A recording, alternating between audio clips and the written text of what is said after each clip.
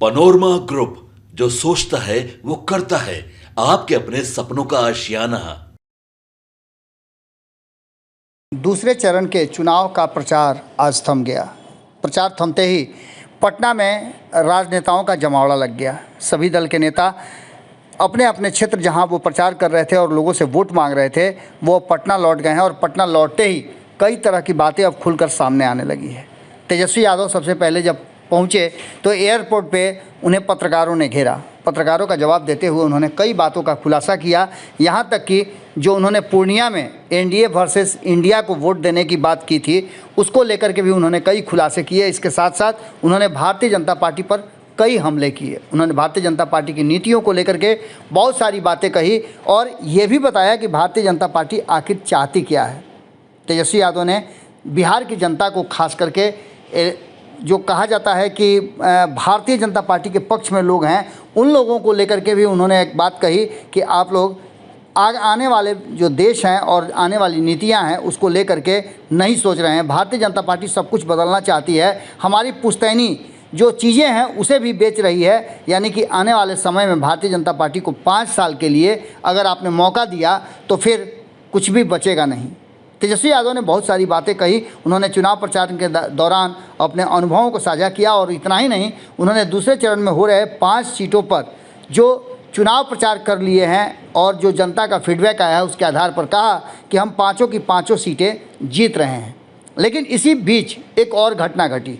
अभी तेजस्वी यादव का भाषण समाप्त ही हुआ था कि तुरंत जेपी नड्डा अपनी पूरी टीम के साथ नज़र आए और जेपी नड्डा जब नज़र आए तो मीडिया ने उनसे भी कई सवाल करने का जो कहा जाता है कि आग्रह किया।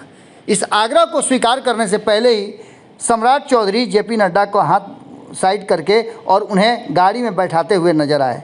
आपको बता दें कि एक तरफ जहां तेजस्वी यादव खुल करके बातें कर रहे हैं, इससे पहले सम्राट चौधरी भी लगातार जब मीडिया के सामने आते थे तो मीडिया के सवालों का जवाब देते थे। लेकिन आज जो परिस्थितियां देखने को मिली कि सम्राट चौधरी, विजय सिन्हा या अन्य भारतीय जनता पार्टी के जितने भी नेता थे, यहाँ तक कि बिहार के प्रभारी भी वहाँ मौजूद थे, उन सभी ने जेपी नड्डा को गाड़ी में बैठाया और जेपी नड्डा हाथ हिलाते हुए चले गए।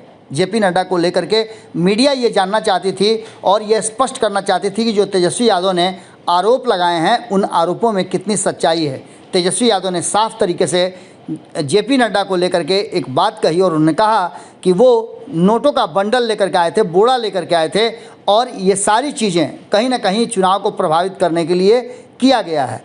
अब तेजस्वी यादव के इस बयान का जवाब और उसका खुलासा कौन करेगा? तेजस्वी यादव ने तो आरोप गंभीर लगाए हैं। अब इस गंभीर आरोप को लेकर के देखना दिलचस्प होगा कि भाजपा की तरफ से क्या बयान आता है। जेपी नड्डा पटना में हैं और एक बार फिर से मीडिया उन्हें घेरना चाहेगी और उनसे बात करना चाहेगी। देखना दिलचस्प होगा कि जेपी नड्डा जब इन सवालों का जवाब देते हैं तो क्या कहते हैं। ये दूसरे चरण की लड़ाई काफ़ी दिलचस्प हो गई है क्योंकि तेजस्वी यादव ने पूरा जोर शोर लगा दिया है और दूसरी तरफ 5 सीट पर जनता दल यूनाइटेड के कैंडिडेट चुनाव लड़ रहे हैं। हालांकि भारतीय जनता पार्टी और लोक जनशक्ति पार्टी रामविलास के साथ साथ हिंदुस्तानी अवाम पार्टी हो या फिर उपेंद्र कुशवाहा की राष्ट्रीय लोक मोर्चा हो, सभी ने जम करके मेहनत किया है। अब देखना दिलचस्प होगा कि जेपी नड्डा, तस्वीरों में आप देख ही रहे हैं कि किस तरह से उन्हें लेकर के गाड़ी में बैठाया जा रहा है और बिना कुछ बोले वो चले जाते हैं। जुड़े रहिए भारत लाइव के साथ। अगली खबर में जल्दी ही मुलाकात होगी। बहुत बहुत धन्यवाद। पनोरमा ग्रुप, जो सोचता है वो करता है। अगर ये वीडियो पसंद आई और वह बिहार के राजनीति और बिहारियत से सरोकार रखेनी तो सब्सक्राइब बटन दबा के चैनल के सब्सक्राइब कर ली। ओजे एगो घंटी बा, ओकरा बटन दबा देला से कुल सटीक और मारक खबर रुआ मुफ्त में मिल जाई। अगर रुआ पत्रकारिता के हमनी के नया प्रयोग में सहयोग कर चाहतानी तो ज्वाइन बटन दबा दी। पेटीएम नंबर नोट कर ली 9386816700। धन्यवाद।